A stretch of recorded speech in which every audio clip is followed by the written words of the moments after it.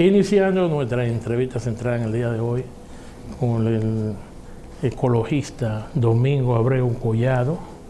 Bienvenido a Comunidad Minera.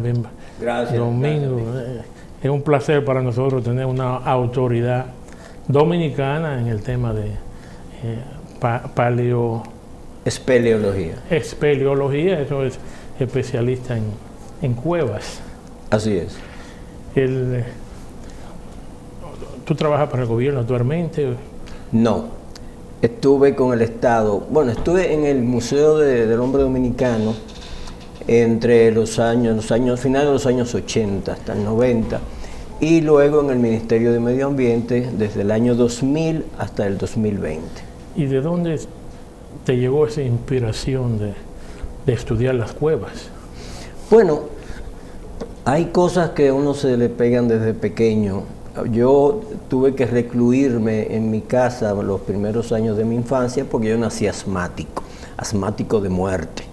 Entonces, eso hizo que mi familia no me permitiera a mí ni ir a río, ni a playa, ni a ningún otro sitio. Mis hermanos se iban todos de vacaciones, yo tenía que quedarme en la casa.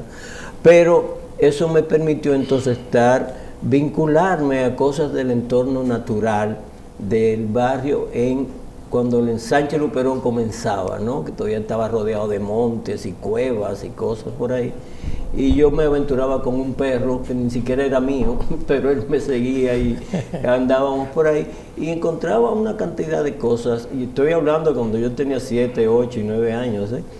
Y empecé a ver cosas muy interesantes, y cuando se hicieron las primeras zanjas profundas en esa zona para todo el acueducto y otras necesidades, otros servicios, ahí me encantaba meterme en esa zanja cuando los trabajadores se iban, y yo exploraba toda esa roca y todos esos fósiles, y mi gran pregunta era, ¿todavía estarán vivos? ¿Cuánto hace que estuvieran vivos? Todo eso fue impregnándose dentro de mí, y luego las lecturas de aventuras y eso me llevaron entonces a las mayores de las aventuras, que siempre fue en las cuevas, en la oscuridad y en esas cosas. Eso me fue enmarcando dentro de un ámbito y una cultura que nunca se detuvo de desarrollarse. Pero tú eres ingeniero. Yo soy arqueólogo y espeleólogo. ¿Y estudiaste cueva Yo estudié arqueología entre Italia y Libia, y eso me llevó a las cavernas porque la mayor cantidad de formas de comunicación de nuestros grupos aborígenes está en las cuevas, pictografías y petroglifos. Ahí están. O sea, que básicamente, bueno, en la parte en la costa donde más cuevas tenemos, pero también en Cotuí tenemos cuevas. Hay cuevas en todas partes. O sea, la isla de Santo Domingo tiene una cueva por kilómetro cuadrado. Dios, tanto. Sí, ¡qué densidad! Pero solo los Haitises hay 15.000 cavidades. En Haití hay 15.000 cavidades, y en el Farallón, que va desde Punta Palenque hasta Higüey, son 175 kilómetros de cuevas, de ese Farallón. Y todas esas cuevas tienen manifestaciones rupestres, y muchos son sitios arqueológicos. Son caliza. En caliza, todo caliza, porque la mayor parte, el 60% de la isla, de la geología, es caliza. Hay cuevas también en San Juan. En San Juan hay cuevas, no muchas, no grandes, pero sí. Pero son volcánicas, me dicen. Algunas son volcánicas. Toda esa zona de San Juan, Azua, San Juan, El Cercado, ahí tenemos un cordón volcánico. Hay 11 volcanes en esa zona. Sí. Dormidos todos. A mí me gustaría que alguno despertara alguna vez, porque siempre la curiosidad, ¿no? Pero dormidos todos, y algunas cavidades tienen origen volcánico. Por ejemplo, en Catanamatías hay una cueva vertical, tiene 2 salidas, ¿no? Que en principio pensamos que era de origen kárstico, pero la caliza de ahí no resiste mucho a la disolución que naturalmente da origen a las cuevas kársticas. Entonces hemos coincidido con algunas personas que no, fue un volcán. Fue un volcán y tiene un volcán secundario. Y eso nos lo asegura el entorno de Yabonico, en donde está lleno de bombas volcánicas, casi en superficie. Los campesinos para sembrar ahí tuvieron que aislar, o sea, sacar muchísimas de esas bombas volcánicas y todavía las utilizan. ¿No? ¿Y en la cueva de esa volcánica hay petroglifos? No, porque esas son totalmente verticales. Nuestros aborígenes en algunas cuevas verticales llegaron a penetrar, pero eso es muy profunda. El primer tiro para llegar hasta el fondo en la Furnia de Cataramatías es de 120 metros. Nada, y además hay un arroyo que entra. Sí se ha creado en torno a ella muchos mitos, ¿no? Como un negrito con un gorro colorado que sale los Viernes Santos, cosas por el estilo, ¿no? Que hay oro allá adentro. Entonces tuvimos muchas peripecias ahí, porque la gente siempre creía que cuando entrábamos era a buscar oro que íbamos. Entonces a veces entrábamos solos, ¿no? El equipo, y cuando salíamos está el gentío ahí mirando a ver lo que íbamos a sacar. Porque la gente siempre está esperando que va a encontrar oro en las cuevas por lo misterioso que son.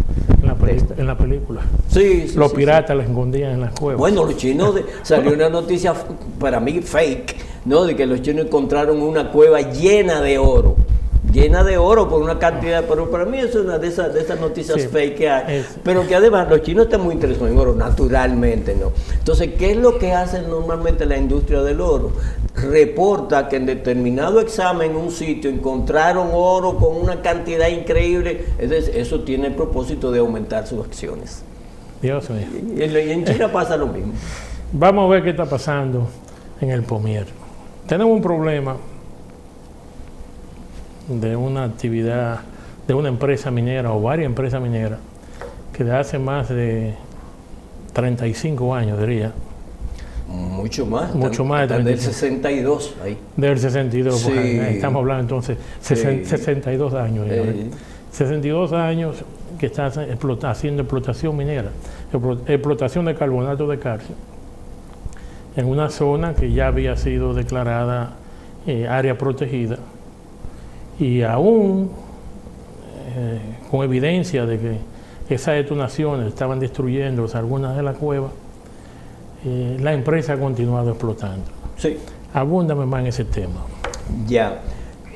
La primera empresa que se estableció ahí fue en 1962 y pertenecía a la empresa Industrias Nigua, que era propiedad de Ramón Vilapiola. Ellos comenzaron a producir cal, luego Vilapiola vendió esa empresa particularmente de cal, y se formó una organización que se llamaba Procalca, ¿no? Productos de calcio. Luego Procalca se transformó en Docalsa, que es la que está ahora, con otra venta, otras negociaciones esas que se hacen, ¿no? Pero Ramón Vilapiola tuvo información de que ahí habían unas cuevas con mucha importancia rupestre, ¿no? Y parece que eso fue porque era una persona respetuosa, ¿no? Del ambiente, respetuosa de las cosas culturales, tanto así que él tenía unas propiedades en Samaná y las declaró como áreas protegidas, particularmente en el Limón. Toda esa zona que era de su propiedad es protegida y se maneja muy bien. Bueno, en esa parte, ¿desde cuándo sabían ellos que había importancia en lo que tiene que ver con la parte cultural aborigen?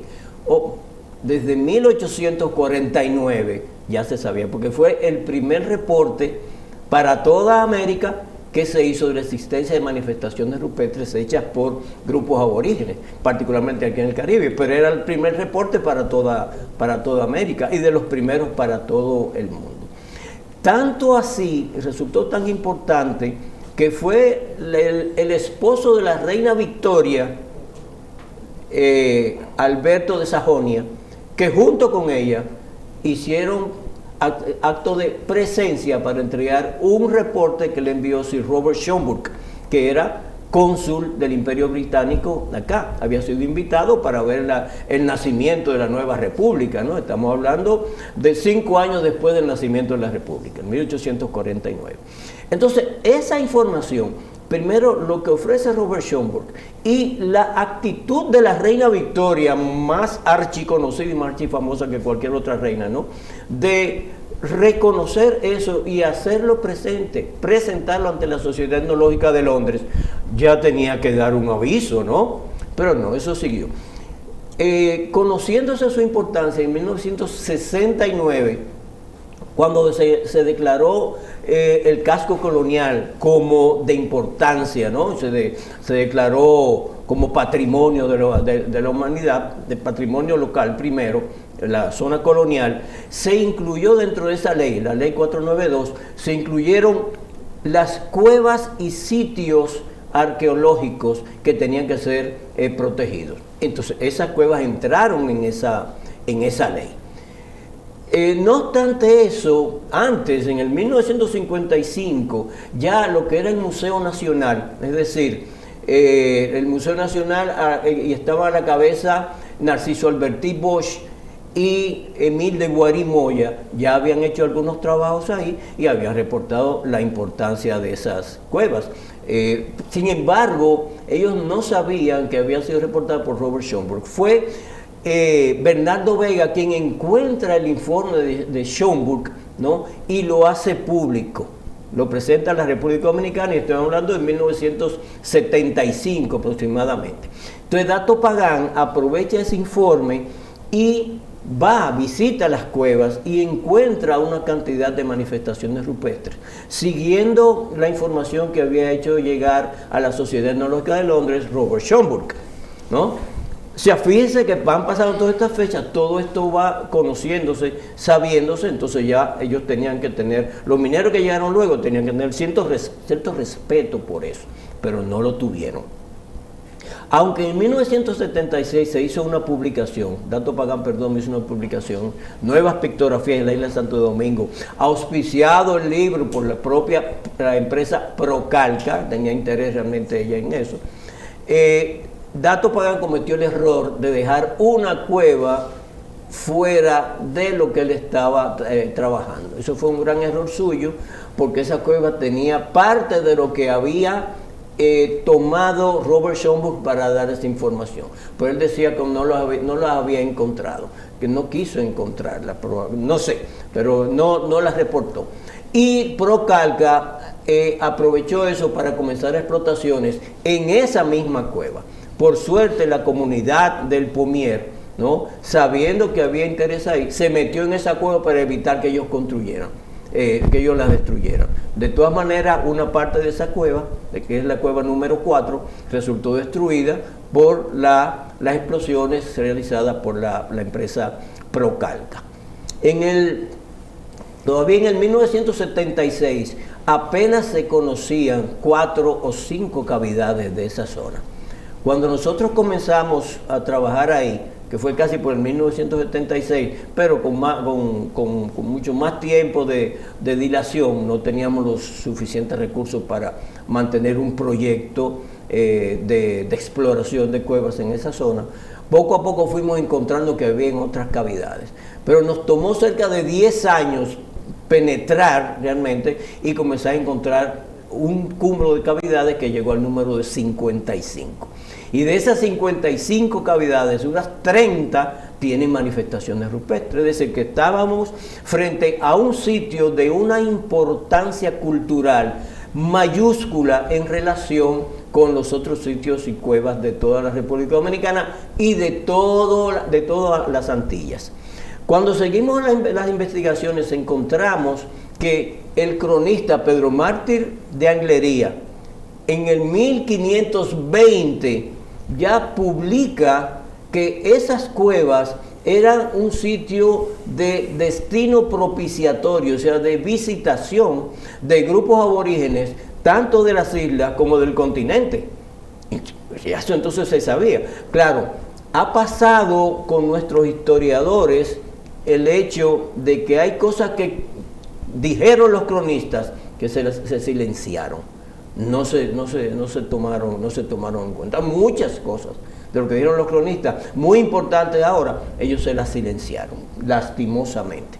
Entonces, ya se sabía, de hecho, por todo lo que a partir de Schomburg, ya que dice que era importante este sitio. Entonces, a finales de los 80, ya había en la zona 13 empresas mineras para explotando caliza, principalmente la empresa Procalca, que luego fue Docalza. Estaba Tecnominsa, estaba Barsequillo Industrial, granitos, no me acuerdo cómo se llama, granitos tales ahí. Todas estaban próximos a la cueva. Sí, sí. Sí, no, en el área, en todo el área de cuevas, ¿no? Estaban Marmotec, usted conoce Marmotec, estaban GAT S.A., que está todavía ahí, y pues nosotros comenzamos toda una lucha para visibilizar la importancia de estas cuevas y tratar de salvarlas. Gracias a la intervención de algunos periodistas, ¿no?, entre ellos José Rafael Sosa, ¿no?, que organizó unas ruedas de prensa en el propio sitio, pudimos visibilizar lo que estaba pasando, el riesgo en que estaban estas cuevas, la importancia de estas cuevas y lo que contenían, y eso hizo que el presidente Balaguer en algún momento mandara a parar toda la explotación en esa zona para ver qué era lo que estaba pasando, porque fue un escándalo mayúsculo lo que se armó. Eso fue ya por el principio de los 90. Se logró entonces en 1993 que algunas cuevas fueran declaradas como área protegida.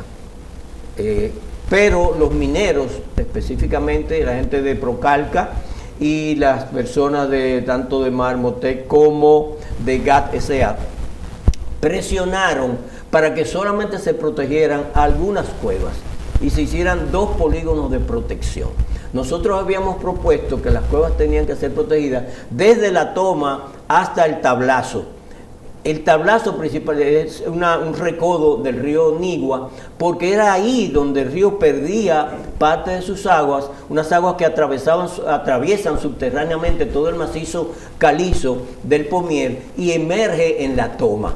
Entonces todo eso tenía que ser protegido, porque no eran solamente las cuevas superficiales, sino las que todavía están en formación, todo el sistema de cuevas que está en esa zona.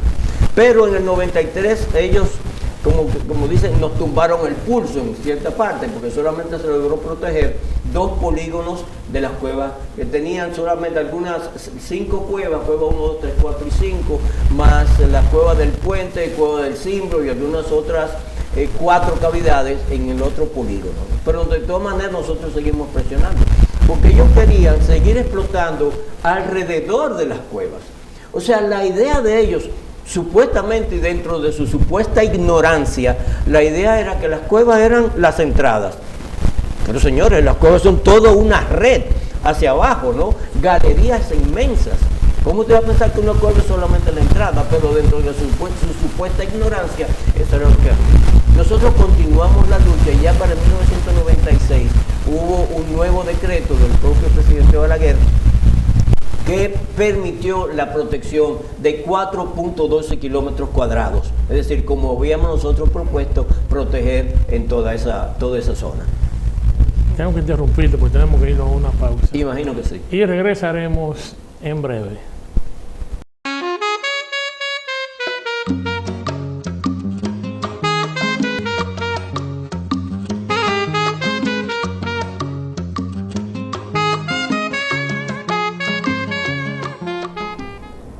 Continuando en Comunidad Minera hoy, conversando con el ecologista Domingo Abreu Collado. Terminamos el segmento anterior en el año 1996. Sí, en 96. Estamos viendo de que esto ha sido una lucha por salvar o preservar esas cuevas, ese arte rupestre que tenemos en la provincia de San Cristóbal, en las cuevas del Pomier. Así es, en la sección Borbón de San Cristóbal. Yo me pregunto, ¿y dónde estaban las autoridades en esa época? Ya había foresta, que presumo yo que... Había foresta y estaba la Dirección Nacional de Parques. Ambos estaban, ¿no? ¿Y hacían su función o...? De hecho, no. Hubo que crear, fíjense cómo son las cosas, hubo que crear escándalo y que el presidente de la República, ¿no?, oyera lo que estaba pasando y decidiera tomar una decisión con relación a eso. Pero no solamente estaba la Dirección Nacional de Foresta y la Dirección Nacional de Parques, estaba el Museo del Hombre Dominicano, que por decreto, tanto sobre cuevas como dentro de su fundación, su obligación era proteger esas cuevas y proteger todas las cuevas del territorio nacional que tuvieran interés cultural y los sitios arqueológicos. El Museo del Hombre tenía esa responsabilidad, pero se hacía el sueco, como dicen los españoles, ¿no? Y así continuaron los años, sí, hasta llegar al presente, y se creó la ley 6400. Exacto, entonces la ley 6400, del Medio Ambiente, correcto, asume el decreto de protección de las cuevas, un decreto anterior, y lo hace ley. Las cuevas pasan a ser protegidas como ley. Y particularmente se destinan determinadas cuevas para levantar su interés, como es la Cueva de las Maravillas, la Cueva del Pomier, la cueva que está en Capote, la Cueva Funfun, está en Atomayor, para elevar el nivel de conocimiento de la gente sobre estos sitios. La pregunta es, hace 24 años se creó el Ministerio del Medio Ambiente. Así es. Es que nos supervisan. ¿Cómo es posible que todavía han pasado 24 años y estemos todavía con los mismos problemas hace 60 años atrás? Solo ese problema. Entonces, ¿dónde están los inspectores, tanto del medio ambiente, del Ministerio del Medio Ambiente, como de la Dirección General de Minería, del Ministerio de Energía y Minas? ¿Cómo le permiten a una empresa destruir ese patrimonio cultural? Así es. Pero es que no es solamente el asunto de cuevas por parte del Ministerio de Medio Ambiente. El Ministerio de Medio Ambiente, dentro de su ley marco, porque la ley 6400 es una ley marco, estaba obligada a la creación de la ley de aguas, ¿no? Y la ley sobre el territorio. Uso de suelo. ¿No? Y no se han hecho ninguna. Ahora mismo se está trabajando sobre el ordenamiento territorial, para tener la ley de ordenamiento territorial. No sé si la habrán terminado. Pero la ley de aguas, algo tan importante como las aguas, y que tenía desde el mismo año 2000 que ya tener una propuesta de ley para que el año siguiente ya hubiera una ley de agua. Hacen 24 años y todavía no tenemos una ley de agua. Entonces, para las cuevas, pues mucho menos todavía. De ahí nace esta pregunta. ¿De dónde vino la idea de traer el técnico, el científico que trajeron de Estados Unidos a hacer una evaluación de las cuevas? ¿Cuál era el nombre de él? George Benny. George Benny. ¿Quién pagó por eso?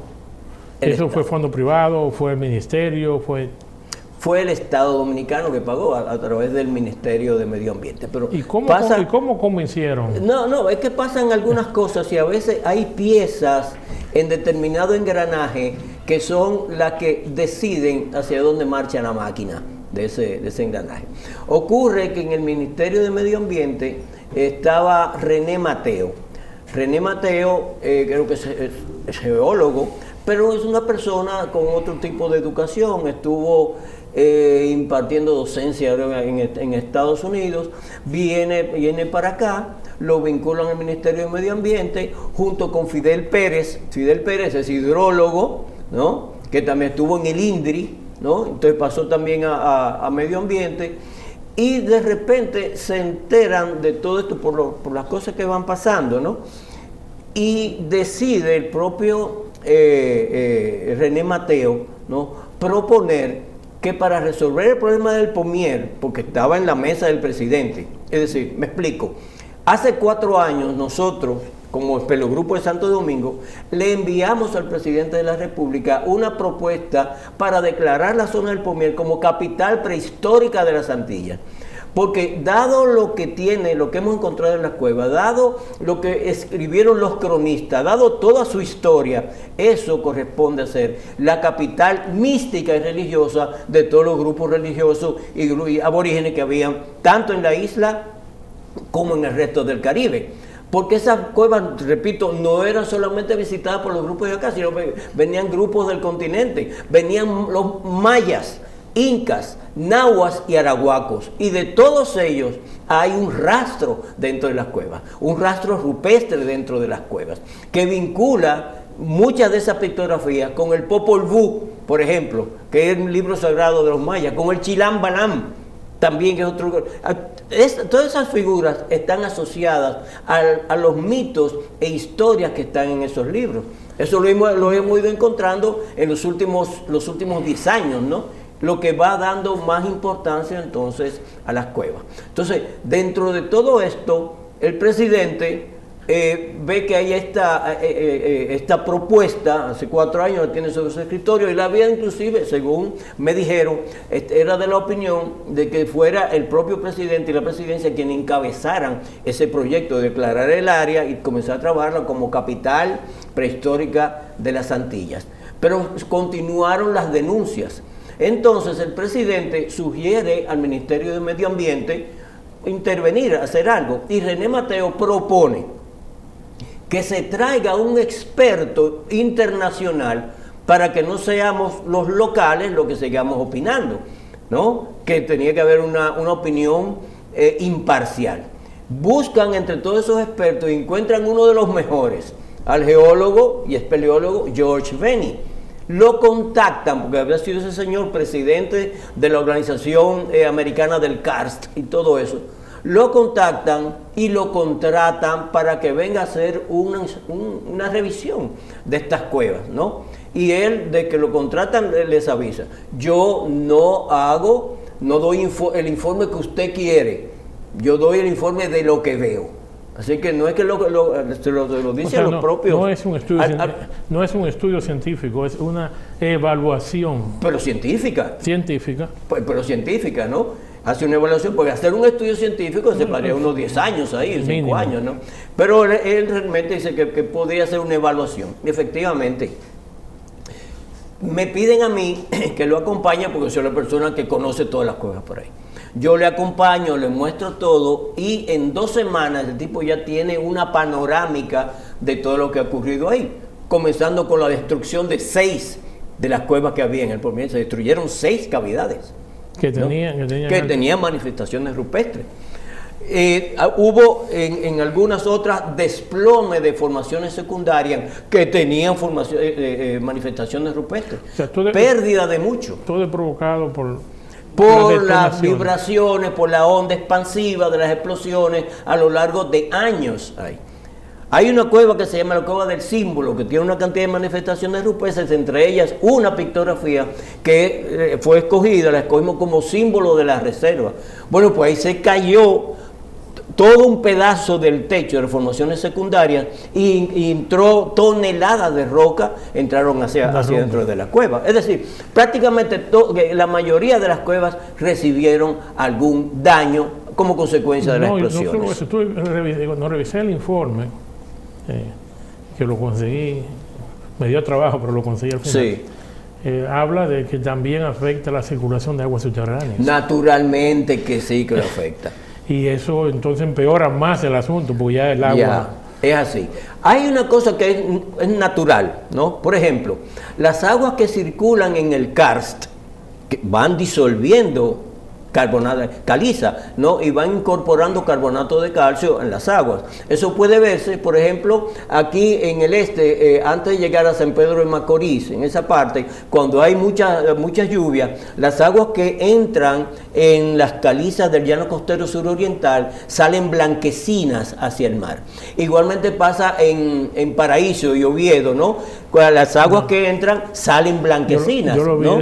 Pero es cuando hay gran cantidad de lluvias. En la terrena lo vi eso. Exacto. Cuando hay gran cantidad de lluvias, eso ocurre. Ahora, en el Pomier, en la toma, eso no había ocurrido nunca.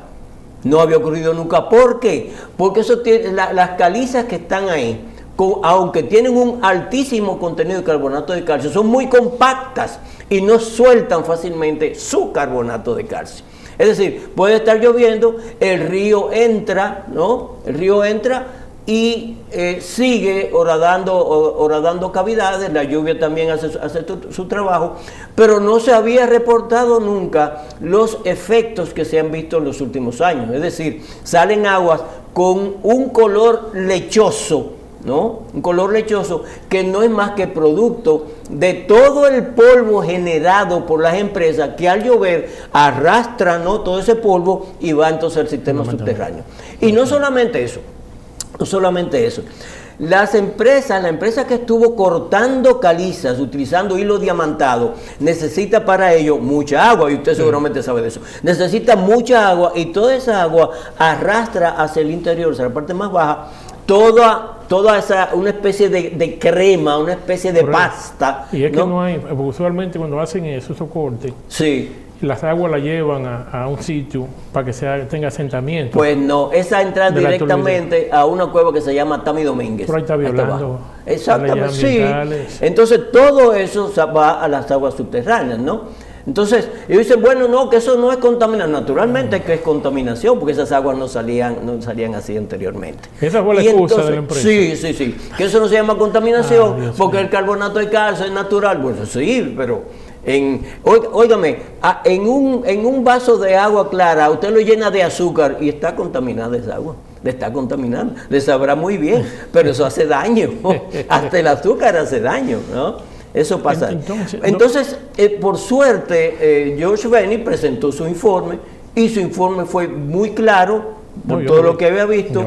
Y entre sus decisiones, sus sugerencias está, las empresas tienen que irse de ahí, tienen que salir de ahí. Ellos creyeron que era simplemente un informe más. No, el detalle es que este informe y esta sugerencia de George Benny ha creado todo un impacto en San Cristóbal, que se había mantenido dormida durante cantidad de tiempo, ¿no?, pensando que no había manera ya de salvar eso. Entonces, San Cristóbal se ha levantado. La autoridad de San Cristóbal está con ustedes. Y las autoridades han decidido que sí, que ese informe científico es aplicable y debe aplicarse. No se está allá contra la minería, pero por favor, a favor de una minería responsable. Hay dos cosas que me llaman la atención. Vi en los medios que hubo una movilización, una protesta de los comunitarios que viven próximo al Pomier. Eso es interesante. Donde demandaban de que continuara la explotación minera. ¿En qué basan ellos esa? ¿Ellos se benefician con los empleos o es que le venden materia prima? Le venden materia a los empresarios, ¿no? Y los empresarios toda la vida los han manipulado, ¿no? De manera que eso les sirve de escudo a ellos, porque ellos dicen que de ellos depende toda la economía de esa zona, y no es verdad, porque el Espeleogrupo y el Programa de las Naciones Unidas para el Desarrollo auspició un trabajo sociológico en el área para establecer de qué dependía toda la gente, y no era verdad que toda la gente, ni siquiera el 50%, ni siquiera, mucho menos, dependía de la minería. Pero aunque la reubiquen, le pueden seguir vendiendo el material como quieran. Pues naturalmente sí. Nosotros preparamos una propuesta en la que decimos, y ellos la vieron bien porque tuvimos un encuentro con los pequeños mineros, ¿no?, los que están más incómodos, ¿no? Le hicimos una propuesta de crear una escuela e industria de cantería, porque nuestras zonas turísticas están creciendo materialmente en base a la piedra. Todo Punta Cana, Capcana, toda la zona de Miches ahora, Altos de Chabón, han crecido utilizando piedra, roca, caliza para sus construcciones, que salen muchísimo mejor y más bellos. Entonces ellos pueden tener esa posibilidad de comenzar una industria de cantería. El único inconveniente que yo veo de la propuesta de moverlo, hay que moverlo, sea como moverlo, o ciérrenla. Pero si ustedes están proponiendo, o al menos el reporte que hizo el técnico, moverlo a 9 kilómetros. Hay una zona, no sé cuál es la zona, se habló de unos 9 kilómetros, que es un área que puede ser interesante. El único problema que llevo con eso es que los yacimientos minerales no son homogéneos en toda parte. No sé para qué se usan esa caliza que están sacando, aparte de la industria de la construcción. Pero es muy probable que si es para medicina, que las propiedades del otro lugar no sean las apropiadas para para el uso de medicina. Mira, los últimos estudios geológicos que se han hecho allá establecen mucha homogeneidad entre las calizas que van hacia Ocoa, hacia Peralta, y esta ahí es prácticamente la misma. Probablemente hay un mayor porcentaje de carbonato de calcio en el extremo que está donde están operando, donde están las cuevas, ¿no? Naturalmente. Pero eso no significa que las otras calizas no puedan utilizarse. Por además hay calizas en toda la isla. Una pregunta, ¿ustedes han pensado de desarrollar el turismo? Naturalmente que sí. Hay propuestas. Pero naturalmente hay una propuesta. Estamos cerca de la capital. No solamente hay una propuesta, sería una de las propuestas más increíbles para allá. Y que más empleo genera. Desarrollar la capital prehistórica de las Antillas en esa zona y estimular y desarrollar un poblamiento, ¿no? Con una arquitectura consona con esa protección, es decir, utilizando la misma piedra que pueden generar la industria de cantería de los pequeños mineros, ¿no? Para la construcción y adecuación arquitectónica de esa zona. Es un llamado, es una propuesta turística de primer orden, imposible de rehusar para el Estado. Llegamos al final del programa. Te voy a ceder el último minuto para alguna exhortación o otra exhortación que tú tuvieras para solucionar este problema. No, más que exhortación, hay que agradecer en estos momentos al presidente de la República y al Ministerio de Medio Ambiente también, ¿no? Que finalmente optó por hacerse cargo de este problema, y la salida ha sido bien interesante, ¿no? Ha sido bien interesante, y esperamos que las propuestas hechas por George Bailey sean asumidas. Pero esperamos también que los industriales mineros asuman que está en sus manos también garantizar la vida, la permanencia del monumento aborigen cultural más importante de todo el Caribe. Está en sus manos también. Señores, compartan con el Estado, compartan con el pueblo de San Cristóbal y con el pueblo dominicano la tarea de salvaguardar un monumento irrepetible y que no aparece en ninguna otra parte de América. Muchas gracias al señor ecologista Domingo Abreu Collado por venir a informarnos sobre lo que está ocurriendo y la importancia de por qué preservar las cuevas del Porvenir. También quiero agradecer a nuestra teleaudiencia por acompañarnos. Dios mediante estaremos nuevamente con ustedes la próxima semana a la misma hora y por el mismo canal. Vayan con Dios.